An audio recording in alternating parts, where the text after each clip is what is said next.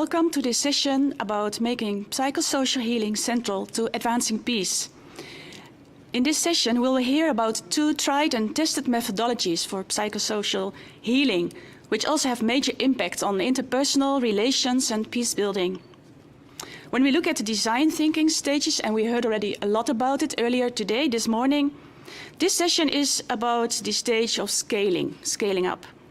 And also at the last part of this session, we would like to reflect together with you about how to scale this kind of work on psychosocial healing for advancing peace, and also what are risks and how can we overcome those risks. So for that, we'll come back to that later and really hope to get your input on that. Before I explain more about the agenda and about the different speakers, just the first practical comment. Please make sure you have downloaded the Mentimeter on your telephone. So please make sure you have it on your telephone because we'll need it during our first presentation. So what are we going to do and who are our speakers? We'll start with 3 presentations about different approaches or frameworks. So first we start with a presentation about community-based sociotherapy. And this will be introduced by Yolanda van der Broek, and she is co-founder of the International Institute for Community-Based Sociotherapy, IICBS. And she is sitting next to me here in The Hague. And this will be followed by a video about the CBS approach in Rwanda, presented by Lucie Nzaramba. She is the executive director of CBS Rwanda, and so she's joining us all the way from Rwanda. The second presentation will be about the profound stress and attunement approach or framework of Mercy Corps, and this will be introduced by Omar Al-Tal, head of education of Mercy Corps Iraq, and Hend, Maaytah, and she's the senior program manager for Mercy Corps Jordan. So welcome to have both of you here. And the third presentation will be by Marriët Schuurman, and she's the director of the Department of Stabilization and Humanitarian Aid of the Dutch Ministry of Foreign Affairs, and she's also with me here in The Hague. So we're very delighted to have these speakers with us for this session. And I'm the moderator of this session, and my name is Corita, Corbijn, and I'm working as Peacebuilding advisor for ZOA.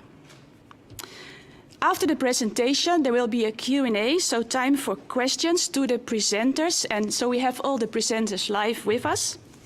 So for these questions, please add your questions in the Q&A box. You can write them there.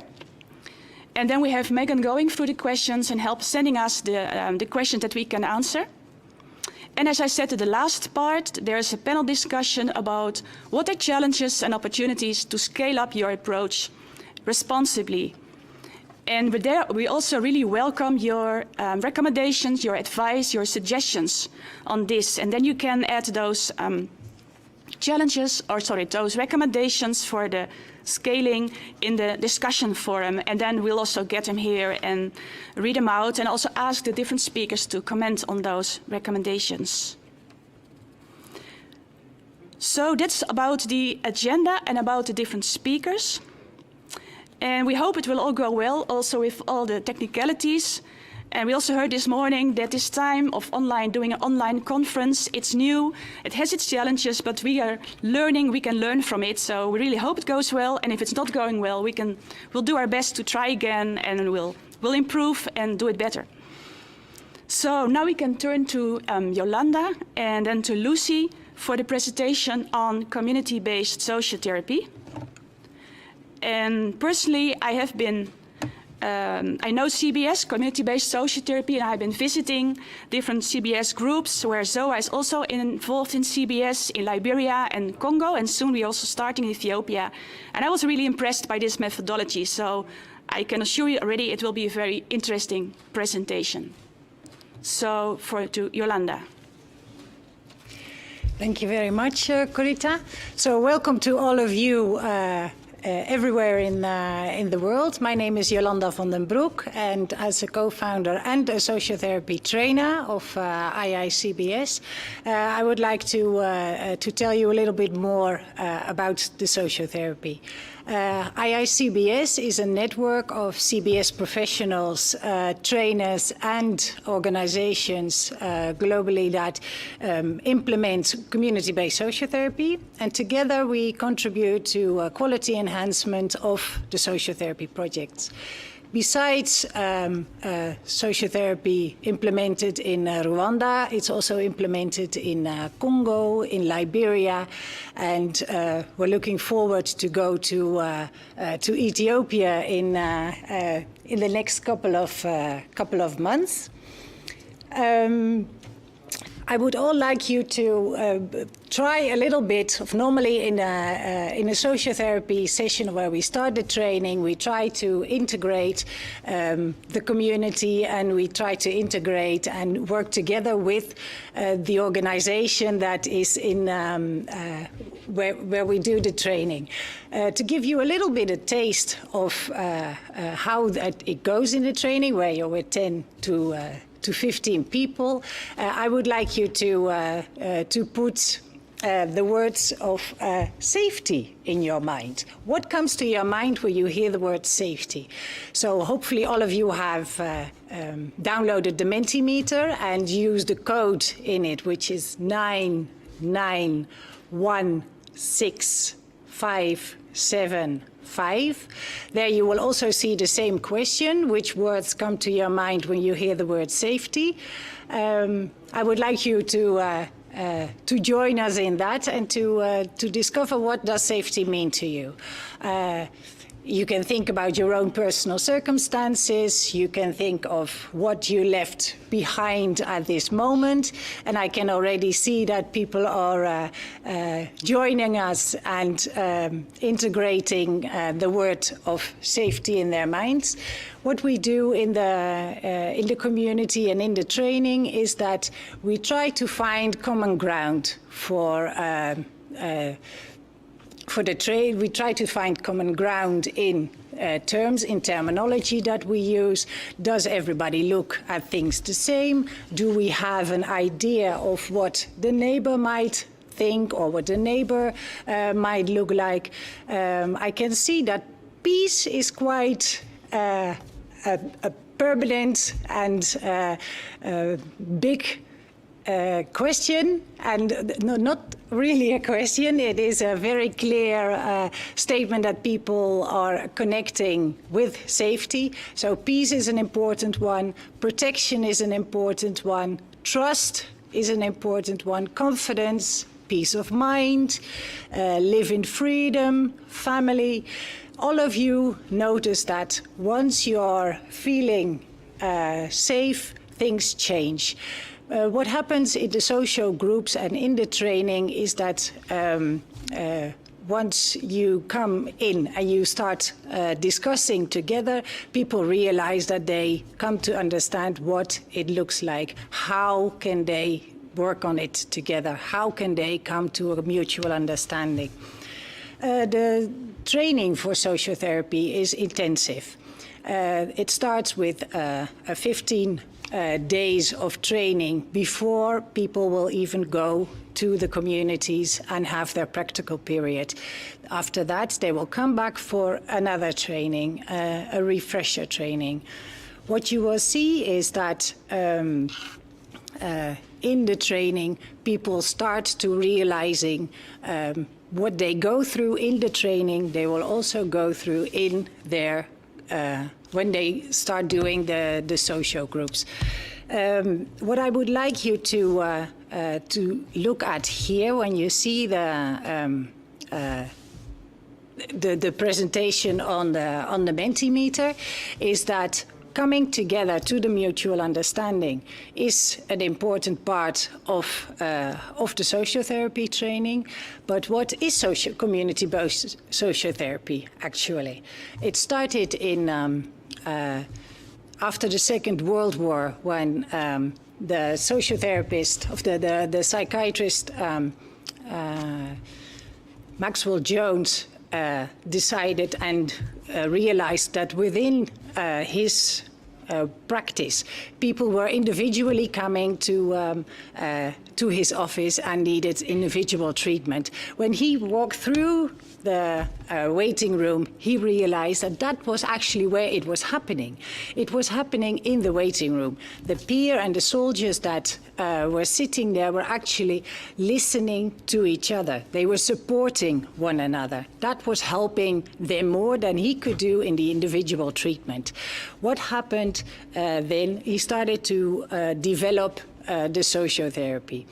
In the Western world, the sociotherapy is widely used mostly in psychiatric hospitals and clinic-based. But in 2005, Dr. Cora Decker was invited to go to Rwanda, and she developed, together with local organizations, a community-based methodology, where the local organizations developed it according to their own local context, and since then it continues to develop. When we have, go to the next one. Community-based sociotherapy is actually the facilitation of organized social contacts. Oh. Let me go. Yeah, it's actually the facilitation of organized social context during which participants with different backgrounds from different ideas learn from each other and contribute to one another. So if you hear stories of your neighbor and stories of another participant, it helps you also to learn from yourself. Then the group is used as a therapeutic medium to establish a safe environment for discussion and participation. It's trust building. People start trusting one another. There's peer support structures and a building relationships within the group. And there's an increasement of problem-solving capacities within the social fabric. Within the groups, people start to recognize each other's problems and difficulties, and they start helping one another with it. But what happens in a sociotherapy training and later in a sociotherapy group? When people come together, they go together through the different phases. They start with the phase of safety. As we noticed when we first came in and we did the Mentimeter, we also started to look for common ground. What binds us? How do we look at things? How can we define concepts together so we know together in a community how it works? In the social group itself, what we also do is we start there. People are making their own rules in a social group where they sit with 10 to 15 people and making their own rules in a democratic way. So that means that their safety will be established in the group. There's different ways of and methodologies that we use, different teams that we use, where they learn, the participants learn within the environment that they're in. When safety is established in the social group and in the training group, then we'll move to the phase of trust. Everybody feels at ease and people start sharing their ideas. And the group itself decide on where they will have their meetings. It is in a place that they consider safe themselves. So it's not that somebody else decides it for them, it's the group who decides. When the trust is established, they will gradually go through the phase of care. And in the phase of care, you will start to notice in the group that people dress up nicely, that they're looking after each other a lot more, that they go to the participants, to other participants' houses, that they look out for each other. When We then enter to the phase of respect. That's where the participants feel really at ease with the rest of the people in the group. They start feeling confident. They start that they can trust the other people in the group, and they will start sharing the difficulties that they encounter in daily life, the difficulties that they have encountered whether it's during the war or any other crisis that they have gone through. So the different types of respect are in that phase. Once they have finished the phase, they come to the new life orientations, where they look together as a group, look forward, where they can move ahead together, and how they can process their difficult and their good memories in the last phase. A lot of those groups, when they have finished after 15 weeks, because they stay together for 15 weeks, and for 3 hours a week, which every session will start with a social session when they come in. So everybody discusses how did the week go, what happened in your community, and they start coming together in and feeling at ease with one another. A lot of them also start sharing their problems, sharing their difficulties, sharing their conflicts that they might have in their daily lives, and they start resolving and the conflicts within their communities. All of it is based on the 7 principles. The 7 principles are interest, equality, democracy, here and now, responsibility, participation, and learning by doing. All those principles are integrated within the part of that people will take it home and will practice first in the group, and then they will take it home.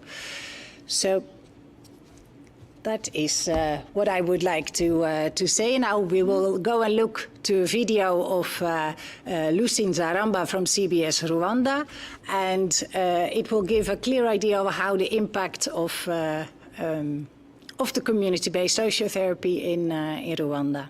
Thank you.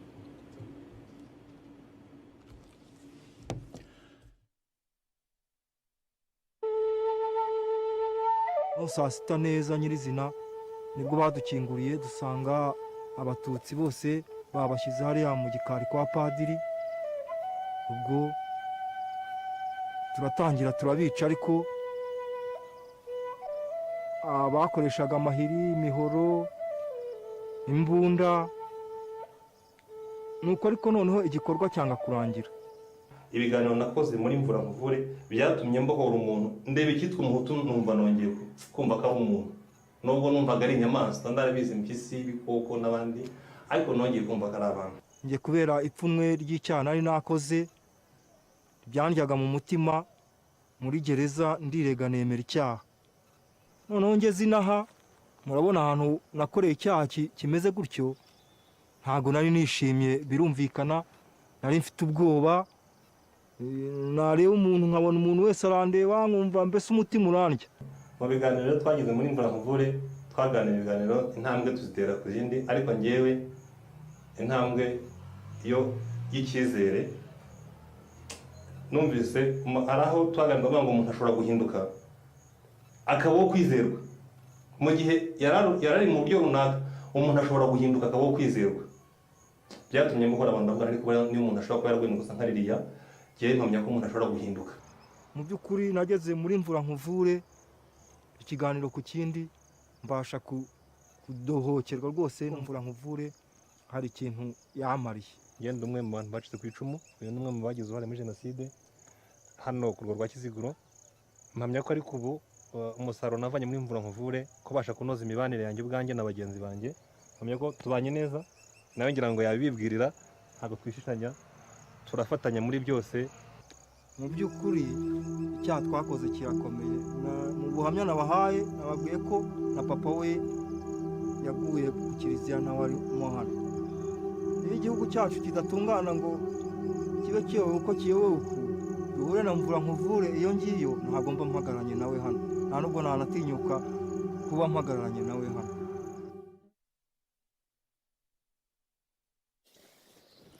My name is Lucie Nzaramba. I work for Community-Based Sociotherapy Rwanda as Executive Director, and I am a sociotherapy trainer.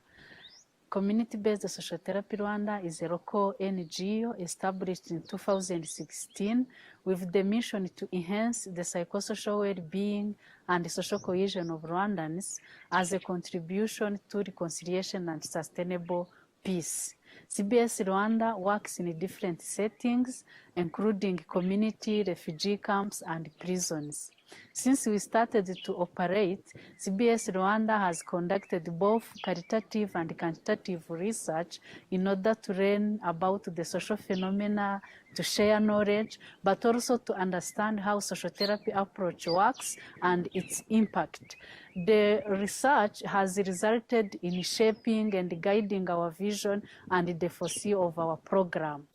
Coming back to the result on psychological well-being, 44.9% of respondents were suffering from mental disorder. And after going through social therapy session, this number has reduced up to 10%.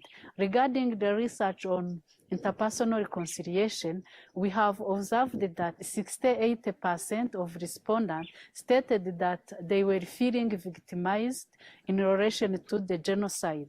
But after going through social therapy sessions, among these respondents, 56% stated that they were able to forgive their offender. And again, among these respondents, 71% stated that their children are now socializing with the children of their offenders.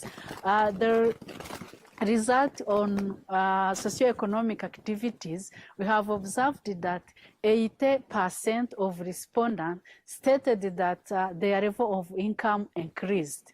We have also observed that social therapy contributed in improving family dynamics and gender, where the couples who went through social therapy sessions are now communicating each other, are working together in different family projects.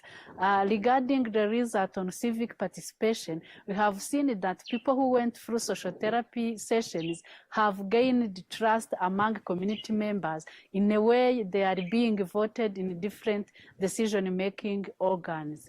Thank you very much for your attention. Thank you. Thank you, Yolanda. And thank you also, Lucie, for this very interesting presentation, also the moving video. And I know for sure participants here in the online audience, they'll have questions about how it's exactly working. So if you have questions, we'll take the questions at the end of the free presentations, but you can already write them down in the Q&A box. Okay, so now we will travel from Rwanda to the Middle East. We'll go to Jordan and to Iraq for a presentation about the Mercy Corps framework of profound stress and attunement. So welcome Omar from Jordan and Hend from Iraq. And I think we'll start with Omar, and you will also tell me when I have to go to the next slide. Thank you so much. It's technically Omar from Iraq and Hend from Jordan. This is Omar Al-Tal, the head of education with Mercy Corps in Iraq. Mercy Corps is an international organization that works in around 40 countries in development and emergency context.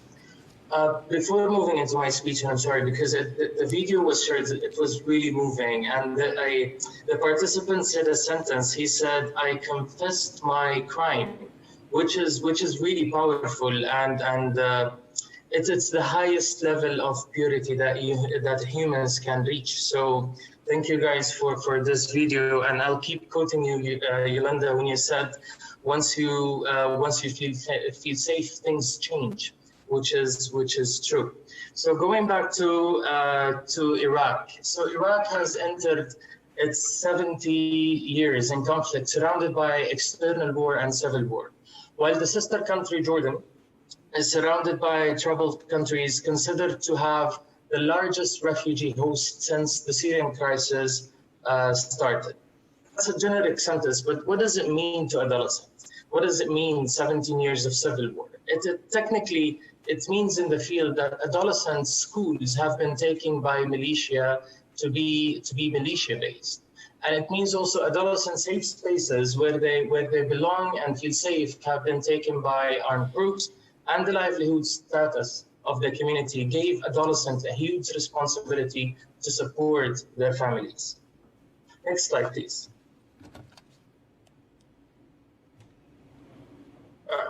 Next slide, sorry. And here I would like to tell you about like a story about one of our participants, Ahmed. He's now 27 years old from a city in Jordan called Al-Tal. And this city was considered as one of the red zones for young men to join extremist groups. Prior to being involved in MHPSS services, Ahmed was disenfranchised individual.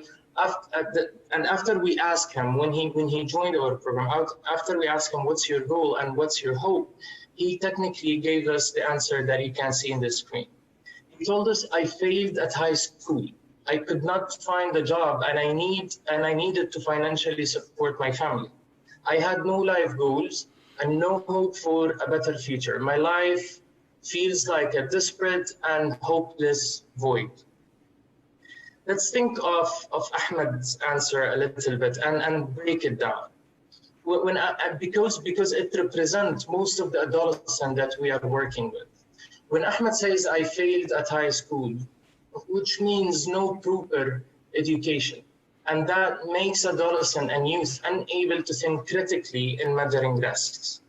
And then he said, I could not find a job and I needed to financially support my family.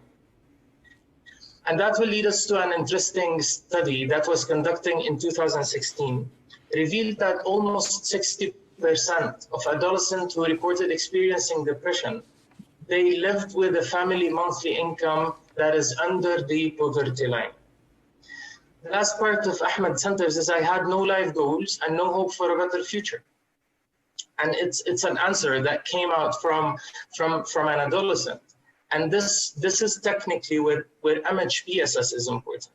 Because when someone is with no goals and no hope for a better future, that means losing the sense of belonging, trust, and safety. And those are the main factors that we seek to build for our youth, so they are more resilient and more constructive members in their community and far away from violence. Next slide, please. At Mercy Corps, we provide adolescent male and female with programs, MHPSS programs, including nature and environment, practical skills, self-expression, and livelihood. Ahmed started as a participant in 2016. He joined the Nature Club activity. It is a 4-month program which uses outdoor sports like hiking, rock climbing, and camping, provides platform for young people to build relationship with each other. And finally, the program is where we connect them with local businesses so they can acquire practical skills that will enhance their competitive advantage in the marketplace. Next slide, please. But before finalizing Ahmed's story, considering Ahmed's story as an example of how MHPSS program contributes to peace building and social cohesion, before we finalize it, we might be asking the question, what exactly happens when we're hiking or when we are doing camping, and what is our output out of conducting such activities? So here I'll hand it over to my colleague from Jordan, Hend, in order to talk more about the profound stress and attunement framework that we use as a basic building blocks designing our program. And after Hend, we will go back to finish Ahmed's story. Over to you, Hend. Thank you. Thank you, Omar, and thank you, Corita, for the introduction. Actually, I'm so glad that I'm speaking to different people all over the world. So if we move to the next slide, please. Maybe you're asking why the focus on young people, why Marriët is focusing on adolescents.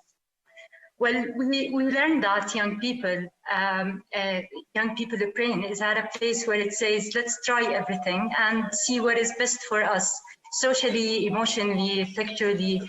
And as adolescents move into teenage years, the brain begins to shed suboptimal pathways that don't lead them to good outcomes. And this is why adolescents and young people take so many risks. They're trying to figure out best options around them, and the brain is not yet preventing seemingly ridiculous responses to the social stimuli around them. So as you see in the picture, we're trying in our intervention, we're trying to shift people's understanding of young people's behaviors and reactions to the surrounding, the social surrounding them, and using the PSA lens instead of the traditional lens that we know how young adults judging adolescents. So on the other hand, our approach is coming from a neuroscience perspective. We also learned that what leads young people to disconnect is that they live long under high levels of stress, and then they go into a survival mode. And that's when your body starts to produce a stress hormone called cortisol. And the longer you have cortisol dripping into your brain, the more wild you become and the more paranoid you become as how you're feeling when you're looking to the picture of the person who's losing his mind right now in front of you. So young people start to lose the ability to control impulses, and they also lose the ability to assess the risks for themselves and for others. So we're not just convinced that this approach works, we know it does. And actually we've been lucky enough to evaluate the impact of our intervention through research that was conducted in partnership with Yale University and a local organization called Tagir in Jordan back in 2016. And the aim was to see how the PSA framework is making a biological benefits among young people. So in that study, the researchers used hair, which acts as a chronic stress diary, to measure the cortisol levels in young people. And we're able to verify the youth self-reporting of stress and the psychosocial well-being. So they collected from that study hair samples from the participants at 3 different stages: before, shortly after the program completed, and about 11 months after the initial sample. And they found that using the profound stress and attunement framework reduced cortisol by about 38% over the long term. And it also showed that the intervention benefited all participants, whether they're males, females, refugee or non-refugee, and regardless also to their insecurity, stress, or post-traumatic stress symptoms. So before I end, as a conclusion, I believe that if we don't start to reconnect young people's brain back to their hearts, we will have a generation who is not capable of empathy and trust. And it is very much essential that we help young people to reconnect so that they have the opportunities to become the next generation of leaders. And hopefully leading our world to the next level of peace, as you said, Yolanda, at the beginning, and stability. So I'd like to move you back to, take you back to Omar with Ahmed's story. Please, Omar, the mic is yours. Oh, thank you so much, Hend. Yeah, next slide, please.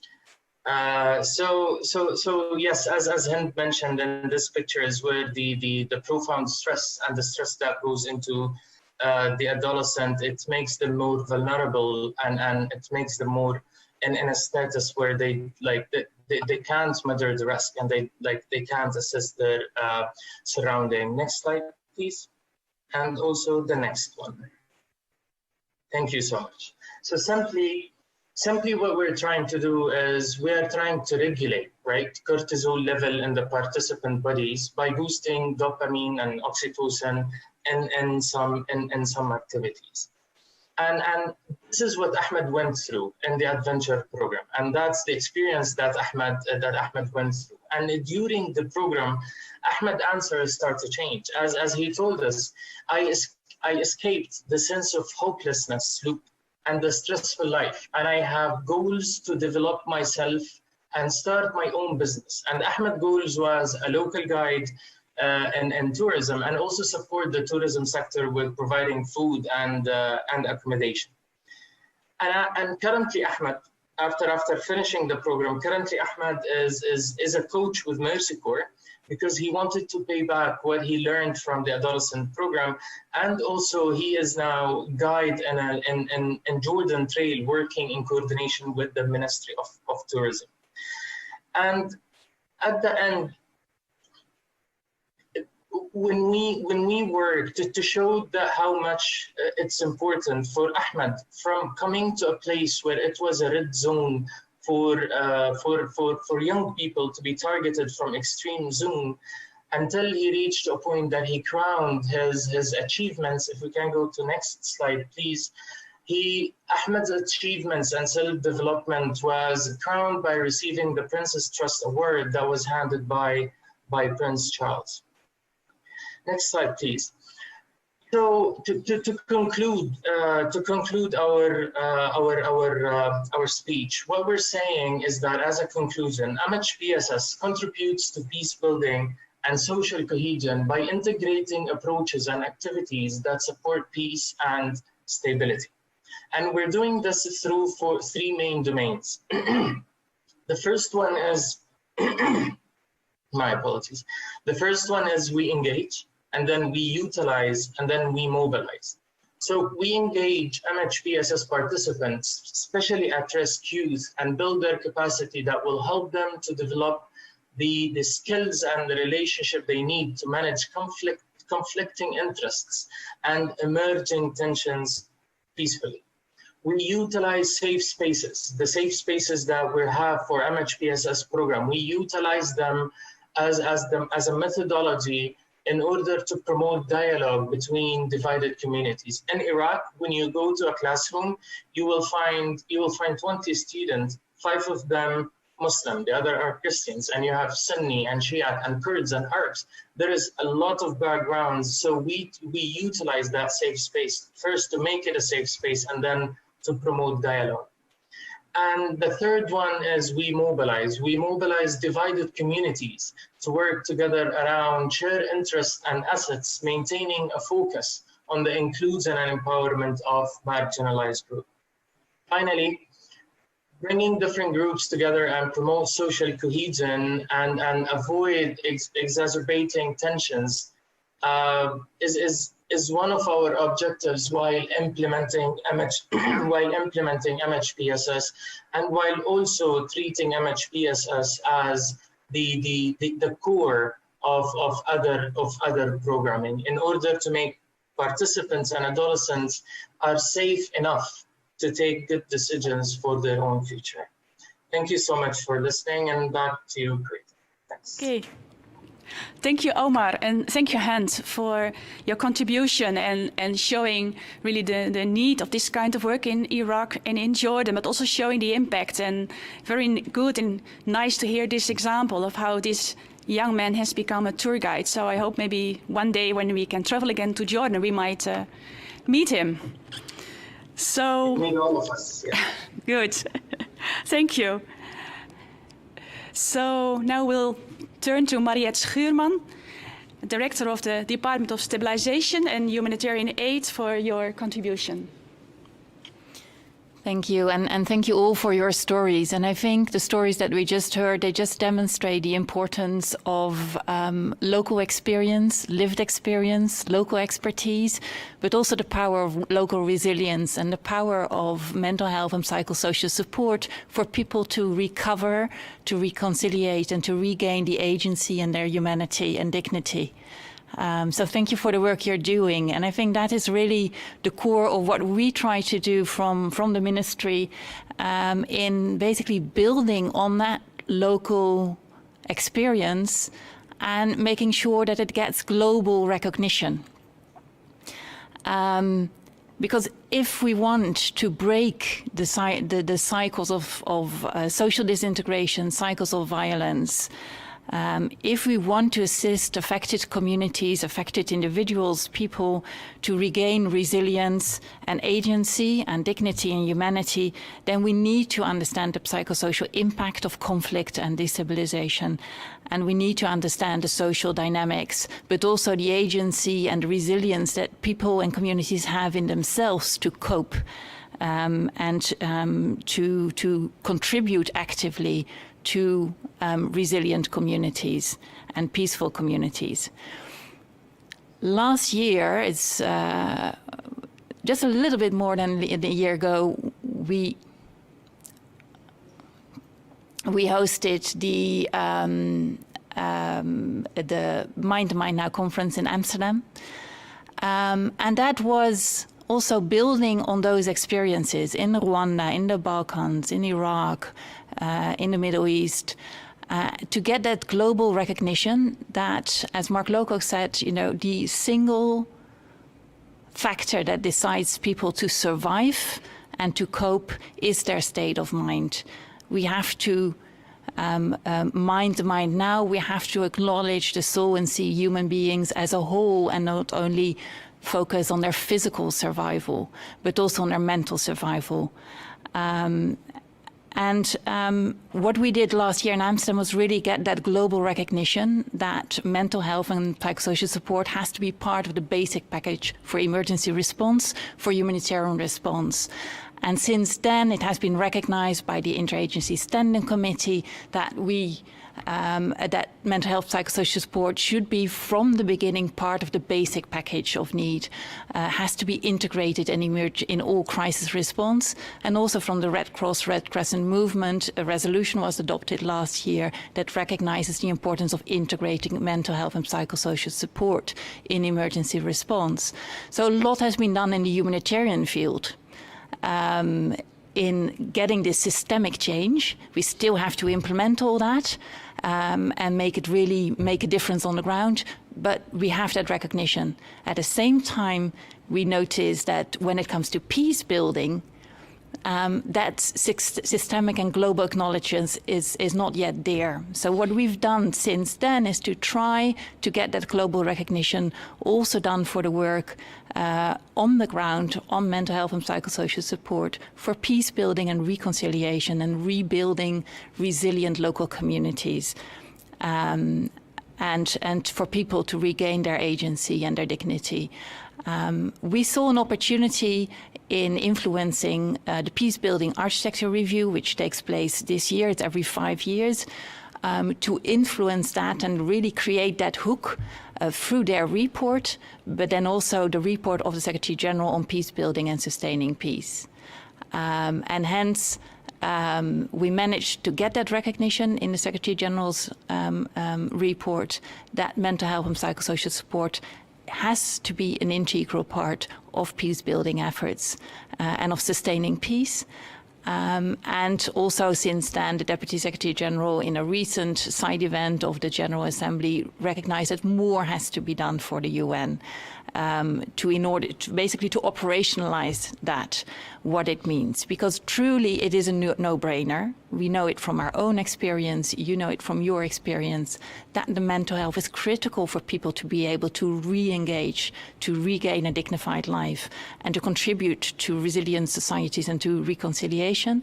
And at the same time, we always have considered this as too complicated or an afterthought. So we really have been focusing on getting the advice from both the peace-building community as well as the mental health community to combine those two communities in one community in order to come up with specific recommendations on how to achieve that. We will have a session later, half an hour, to present those recommendations and the way forward, how we can scale those approaches. But I think really where we are now is really that indeed we get this global recognition that all the important work for so long in the field finally gets its way into a formal recognition in mandates, in needs assessment, and in responses, not only humanitarian responses, but all crisis responses, including peace building. So we look very much forward to further work on you and to gain your experience and lessons to make sure that we feed that debate and make sure that the right tools and instruments are developed to make that acknowledgement something that's actually making a real difference on the ground. Thank you, Marriët. And I think we're all very grateful. It's really good to see how the Dutch Ministry of Foreign Affairs, and including our minister, is really supporting the integration of MHPSS in humanitarian aid, and including also in the peace building work, and seeing how it is essential and really needed if you want to advance on peace, to look at the mental health of people. So thank you for your contribution. We'll now turn to time for Q&A, questions, and hopefully also some answers. There are also already questions coming in, but please, if you have other questions, you can still add them in the Q&A box, and we have all 5 speakers live with us. So there is already a question here, and I see that this question had already many likes, and maybe it's because it's a question that many of you have, and this is coming here from Nigeria, and it says, well, we are not like a peace building or a mental health organization. We are already incorporating most elements and principles used in community-based sociotherapy. However, our approach was based from more a human rights-based approach. So we did not look at it from mental health approach. My question is, since we are primarily a human rights organization, we have no psychologist, our psychological expert, how can we integrate psychotherapy dimensions, or maybe aspects of a community-based sociotherapy, into our approach? So, yeah, how as an organization, you're not an expert in this, not focusing on it, but you see the needs and how to integrate this psychotherapy dimension into our approach. I'm looking here around, maybe I see Omar, and maybe also Lucie. I can first go to Omar to give an answer, and then Lucie, is that okay? Thank you so much. So I just wanted to share one of the experiences I saw in the field, is that some programs, they're not psychosocial support. They're working on WOSH or on different areas, more like tangible services.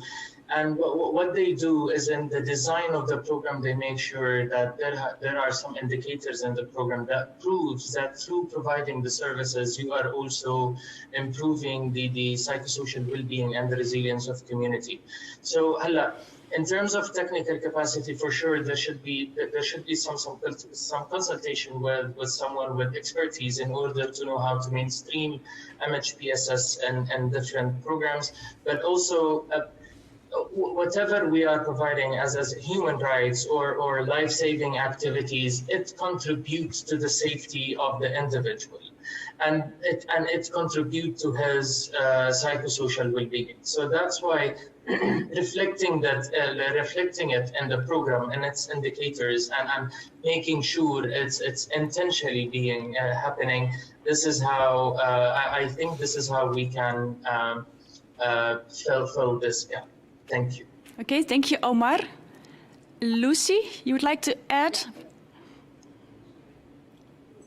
Thank you for the question. I would like to add that, of course, there is a need to integrate community-based sociotherapy in their program.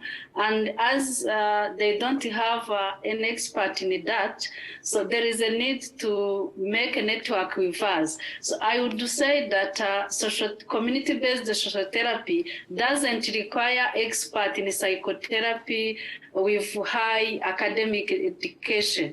So we do train local people with, of course, a minimum education level, and we train them, as Yolanda has just said in her presentation, and we give them some basic skills in a way they can use them to facilitate the groups and help people who are suffering from different painful past. So I think we can connect with them, we can provide that knowledge, and they can identify those people who can be trained for becoming social therapists. Thank you. Okay, thank you, Lucie. There's also a question that links a bit, maybe to this first question, when you say, well, as an organization, we would like to do more on this and integrate also those psychosocial elements. Is there also a risk that you might call it psychosocial work, but you might do harm because the quality is... Well, you're calling it, you're using those words, but actually the quality is not there. Is there also a risk that you're actually doing harm to the people with whom you're working?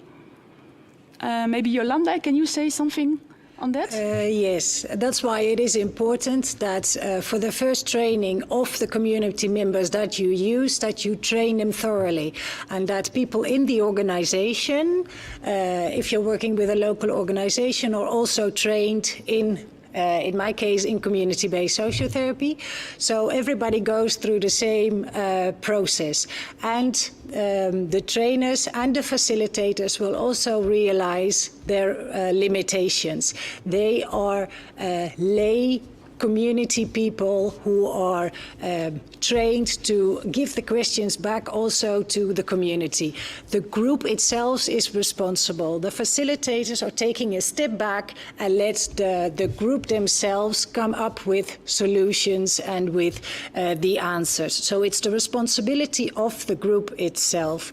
And it's important to get to know the environment of the community where people can find specialistic mental health providers so that they can refer to different organizations, to the mental health facilities that are available. They cannot overstep their boundaries and their possibilities. Yeah. Thank you, Yolanda. And I think that's a really important point because nowadays MHPSS has become more in focus. So there's a risk that lots of organizations will say, yes, let's do MHPSS without really understanding the risks and, like you said, for example, the boundaries, what is possible and what are the topics, the persons that have to refer to more specialized organizations. There's another, quite a few questions coming in. There's another one which is very interesting, and maybe Marriët, you could reflect on that, and maybe also Lucie. The question is about linking MHPSS, but also services to justice. The question here is it possible for people to recover from trauma when they feel that injustice has been left unaddressed? What is the relationship between mental health and MHPSS work and justice? Because we heard more about peace, but we also have the element of justice. And maybe Lucie, from the experiences in Rwanda, you can say something, and maybe then, can I ask you also? Yeah. Lucie? Thank you very much for such question. If I can share the experience of Rwanda. So after genocide, Rwanda has initiated the restorative justice, but also has enforced the justice for the survivors. Of course, you can't be heard 100% without getting the justice. In sociotherapy, we combine both. So we take people through the healing process, but through sharing their wounds, they can even be open to us and to the group and share some specific case linked to the justice. What we do is to empower the participant and advise him or her to look for legal service. But we also do an advocacy with different legal institutions in Rwanda. We work with Ministry of Justice, we work with Ministry of Local Governance. So if we identify different legal cases, we do advocacy, but we mainly focus to empower the particular person person to go through the legal process. But of course, in social therapy, we do also focus on the confidentiality. A person may come in our group and may reveal a specific case related to the genocide. For example, a perpetrator may reveal where an buried body is located. So this is a legal case. What we do is to, of course, advise him and to acknowledge his openness in a group. But of course, as it is really a legal case, we try to see how we can link him or her with a genocide survivor, and to see how justice services can also intervene in such cases. So they are linked. You can't say the healing, the mental health, without saying the justice. And in Rwanda, I do appreciate what has been done so far, because we combined both simultaneously. The Rwanda focused much on justice after the genocide, but also different interventions focusing on healing and psychosocial support, also worked on that in order to accompany those people to get both in such process. Thank you very much. Thank you, Lucie. Marriët, would you like to react to that question? Well, very briefly, I think it's a very good question, and the Rwanda case is a very clear case where many lessons are to be learned on this, but the two are obviously interlinked. I mean, the three: peace and justice and mental health, and how people are supported to cope with their trauma. They cannot be seen independent of each other, and that's why integrated, holistic approaches are so important.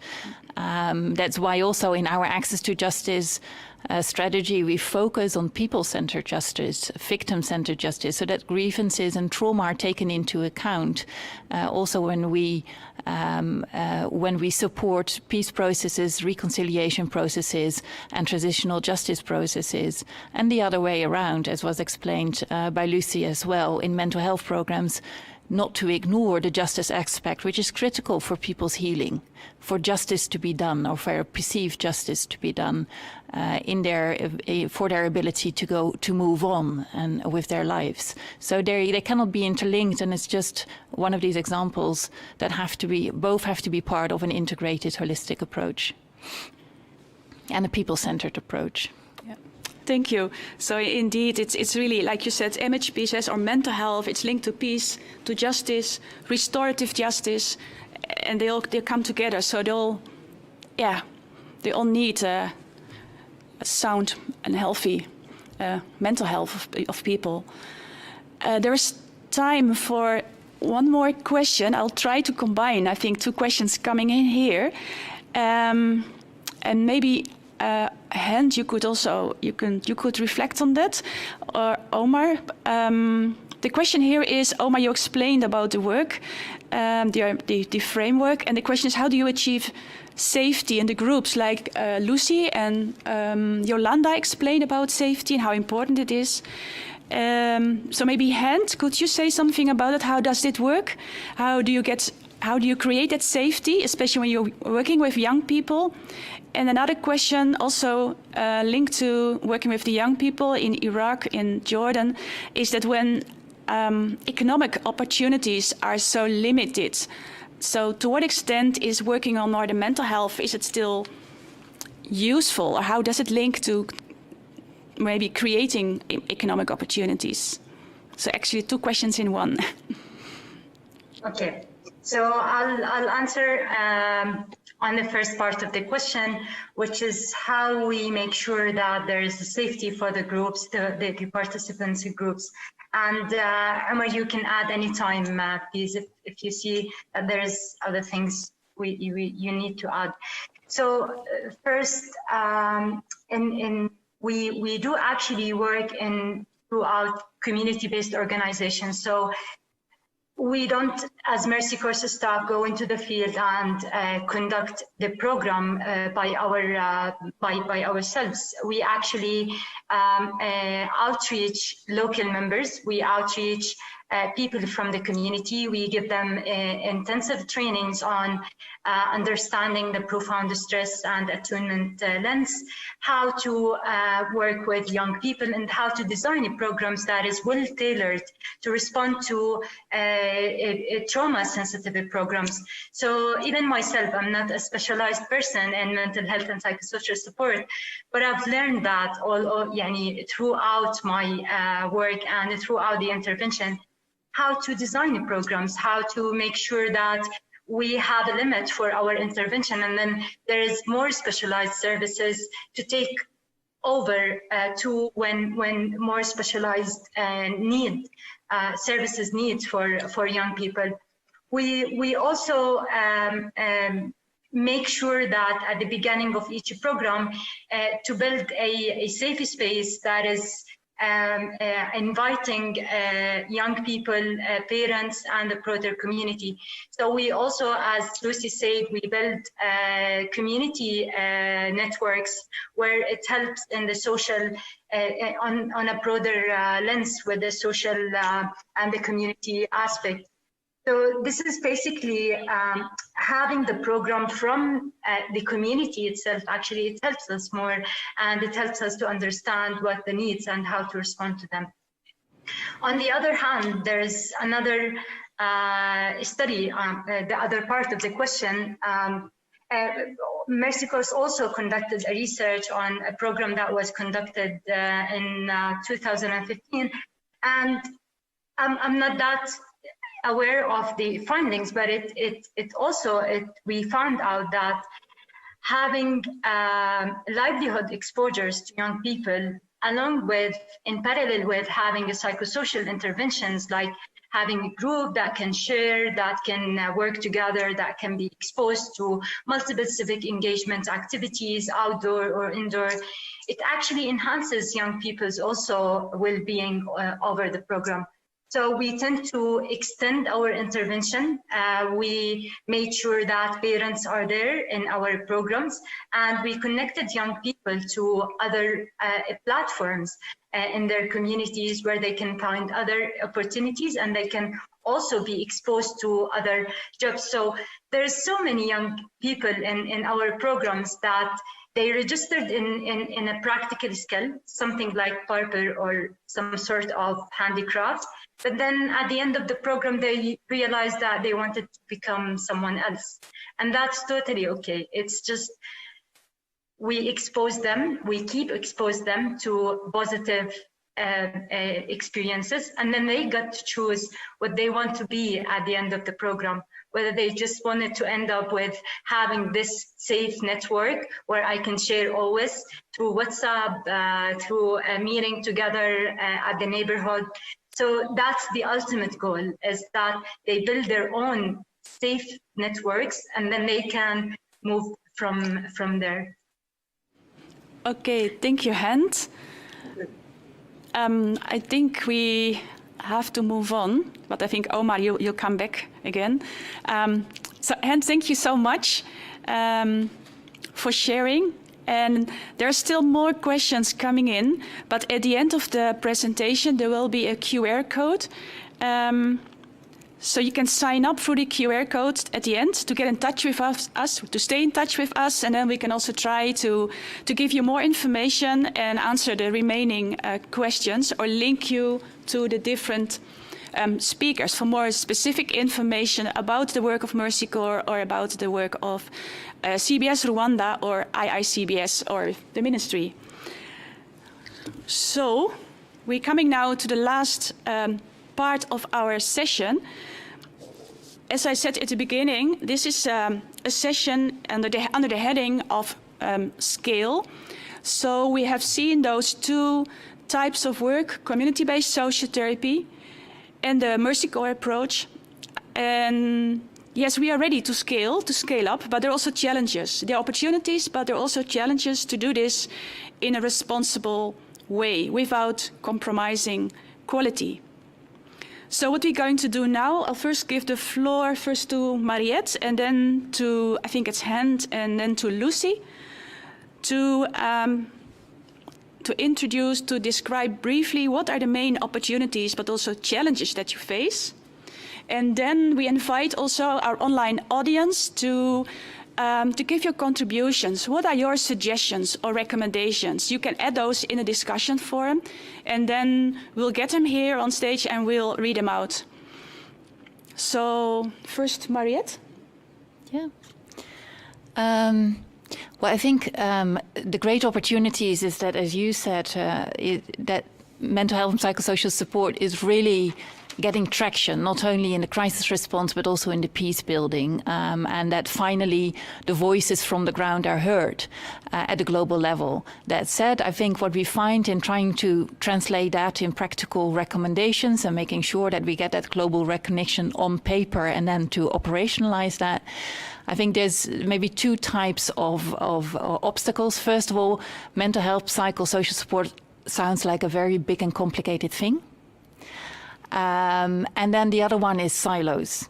So one of the things we try really to do is to support the people from different groups of expertise, to come together, as I said, from the peace building, from mental health, psychosocial support communities, but also others like access to justice, from different fields to come together, to compare notes and to build on what's already there in order to make practical tools like guidance, but also monitoring indicators, but not to reinvent the wheel, but just to know what the other community has on offer. So it's really a form of design thinking that we try to support.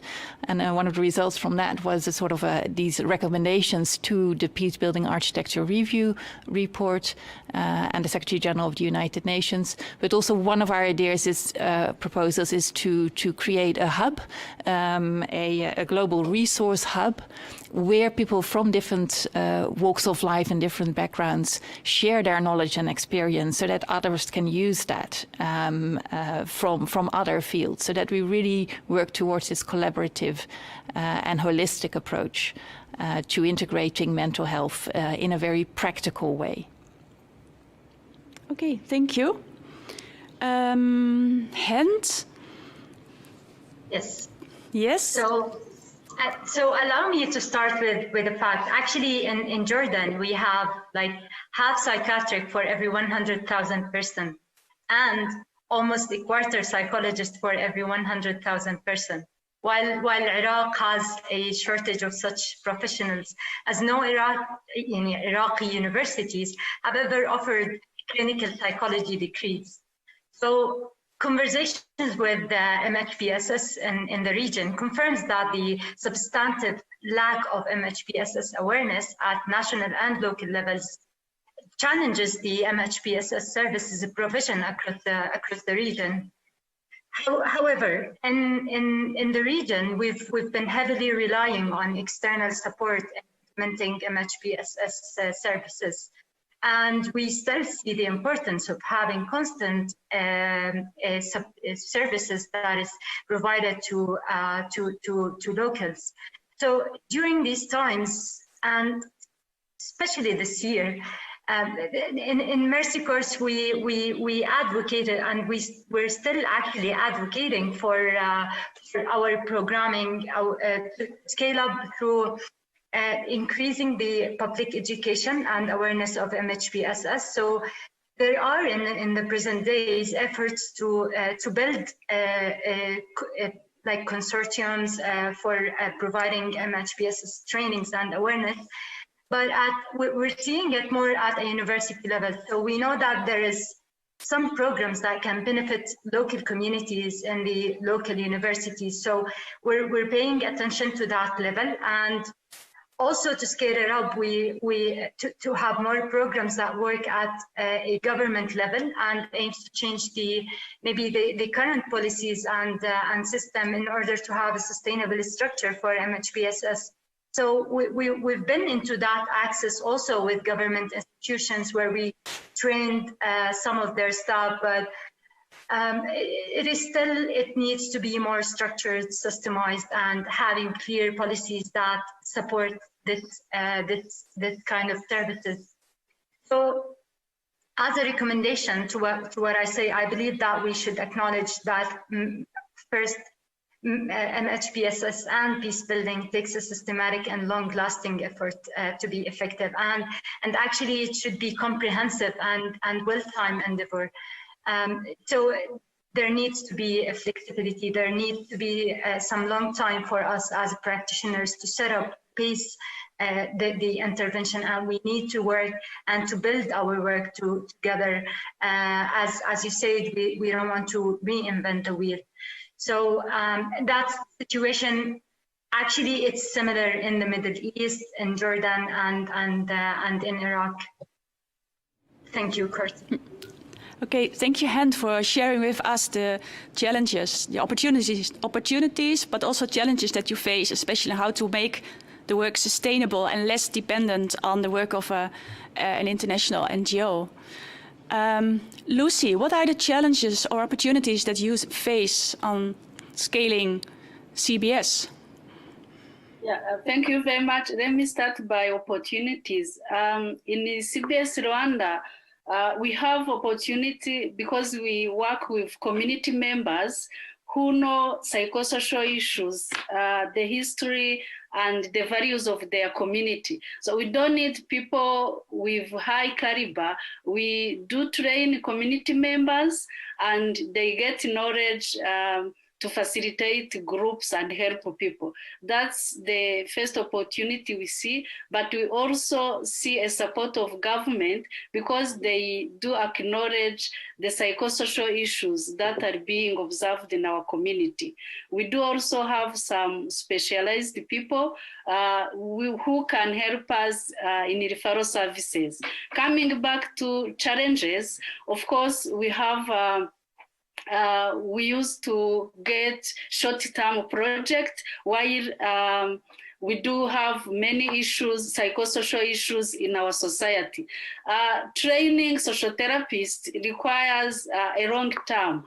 We do have like 5 or 4 categories of training, which requires a long term. So if we get a short-term project, it is a challenge for us because we don't have enough time and enough fund to train those community facilitators in a way they can be enough equipped to facilitate those people who are in need.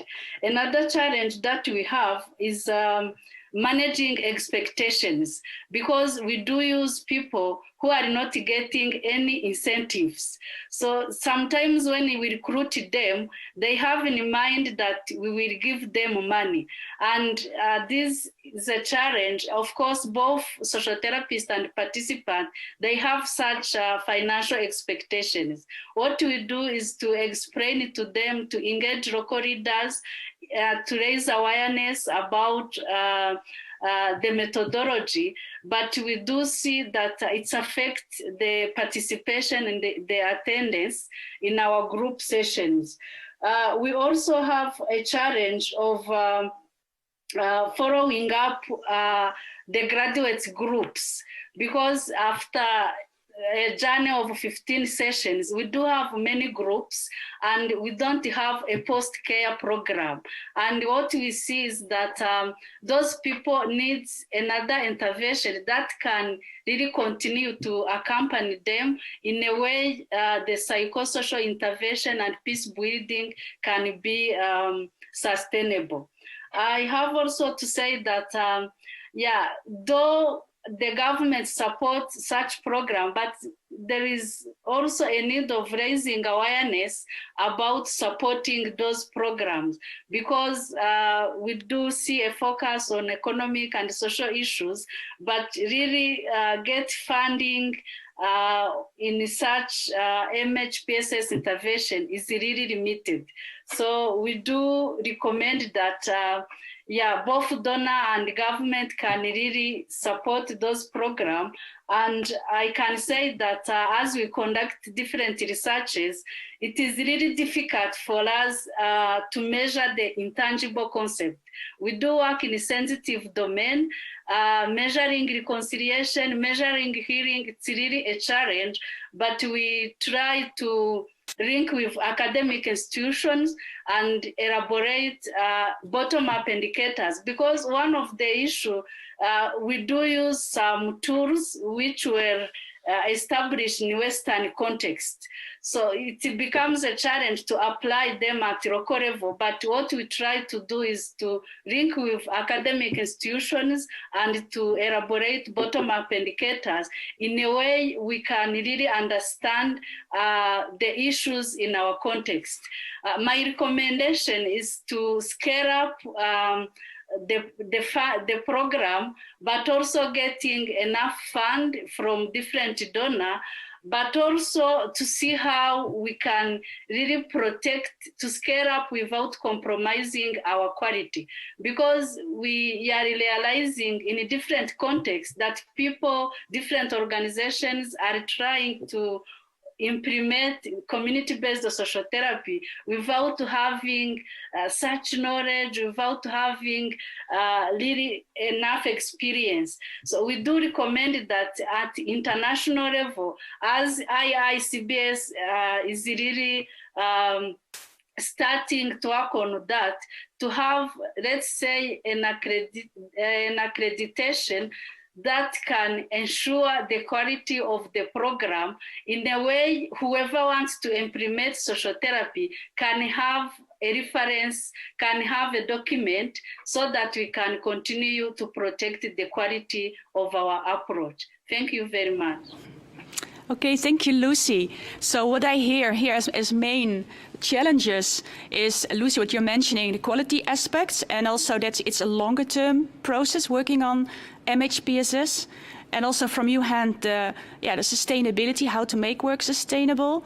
And one of the issues that you mentioned, Marriët, is also the need to have good monitoring to measure also the effects. And actually it links also to something that was posted in the, I think, in the discussion forum, and you referred to that, Lucie, already.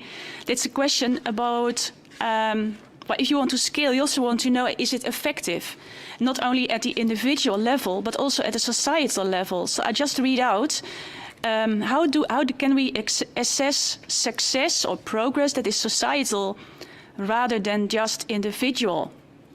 And when you talk about resilience, about the ability to survive, or to cope with the terrible things that happened, that's great, but when is resilience more transformative in addressing the underlying causes and experiences of marginalization, exclusion, and vulnerability? So this is really about measuring impact at the individual and societal level, which I think is very crucial if we want to have more emphasis on MHPSS and how it can contribute to peace, and we want to have more funding and long-term funding, we should be able to show results. Lucie already mentioned that you have been engaging research. Hend and Omar, I think Hend, you also referred already to research. Can you say, maybe both of you briefly, because I'm also looking here at time, can you say briefly something about what do you see as impact on, not on the individual level, but more on societal level? Maybe Hend, you go first, and then Lucie? Sure. Is that okay? So, yeah, and just sure. try to be brief. Okay, so basically what we're trying to do is that we're using something called the onion level, the onion model, which is, we have activities for the individuals, for the family, but on the community level, we actually try to build networks through the CPOs, or through the community-based organizations with the local services that is provided in their communities, making sure that we're equipping, in Mercy Course as a program, we're equipping the place so that it can maintain some of the interventions that we already started with. So we build the safe space, but at the same time, we always have this connection with the government, with other institutions, and even with the private sectors. We connect them through over the long term of the program. So we try to engage and build activities with young people. So in the program, we actually have a big component that we work on some civic engagement level of intervention, where young people actually do community projects and they do youth initiatives that is acknowledged in their neighborhood or in their community. And this is how sometimes we start.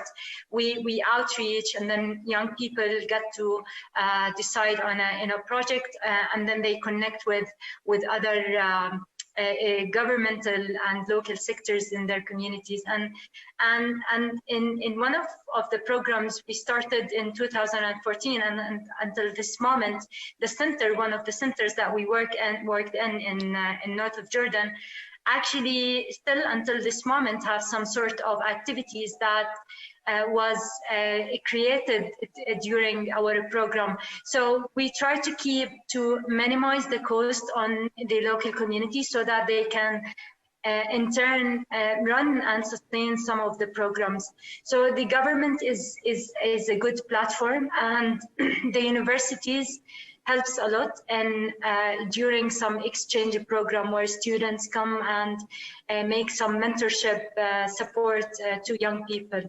That's basically what's in my mind now. I don't know if Omar have something to add, and that's actually allow me just to say, and that's only comes with the programs that is being done in host communities. So in a refugee context, things are different actually, and the setting is different. It is more special and sensitive in terms of engaging other people or expanding our intervention. Okay, thank you, Hend. Because of time, I just would like to get back to Lucie, because you already mentioned your research that you have been doing with those bottom-up indicators. Can you say something about maybe some results of that research, especially on the level of like civic engagement, societal changes? And just briefly in a few minutes, because then we have to wrap up. Yeah, thank you very much. What you have seen is that social therapy also impacts the indirect participant at community level. Not only people who went through social therapy, but also their family, the community members. They are also benefiting from what people who went through social therapy have gained. Because as Hend said, after social therapy, they do initiate small income generating activities, and they can also include other community members who didn't go through social therapy. So we have seen that it impacts a lot the social economic development at community level, but it's strengthens the social relationship at community level, because people are socializing, and when they see that a graduate of social therapy has changed the behavior, they start to engage them in different community work, and they can even vote him or her in a different decision-making organs. So I have seen that social therapy is also impacting at local and societal level, and we also connect those people with other organizations which are working, let's say, in the economic domain, in other domain. And last time we have initiated a so-called parliament, People's Parliament for Peace. So it's a small platform of people who can for themselves advocate for the societal issues that came in a group. So this to show how social therapy can empower people, but those people can also impact their society by making an advocacy for different issues that are being observed in a community. Thank you very much. Thank you, Lucie. And I think for people in our online audience, if you're interested in knowing more about specific research done by the different organizations, please contact them, contact us also through the QR code at the end or directly. And I think both organizations will be more than happy to share research reports and other ideas, or get in touch with you to discuss more, exchange more on how to monitor impact on different levels, individual and societal. So I think we're nearly coming to a close. I'm just looking here around the table. Anyone wants to add something to those challenges? No? So I think we have to wrap up. And as I mentioned, Yes, we do have the QR code here. So if you want to stay in touch, you can scan the QR code. Then you'll get onto an online list, which will help you to stay in touch with us. So I think it's time to say goodbye to you, especially to Hend and Lucie and Omar, all the way from Rwanda and Jordan and Iraq. Thank you so much for being our speakers here. Also to Marriët and Yolanda sitting next to me here in The Hague. I'm really glad it worked well technically. At least I suppose it all worked well. Yes, I think I see people nodding. So yes, it worked. So that was really great to have this session together. And I really hope that this session has shown that the work that you are doing is really crucial, central to advancing peace. We've heard the different stories. You have shown the different results. There are more results than you could share during this limited time. Thank you so much. And we wish you all the best in your very important work. And also thank you to the speakers here and to the audience.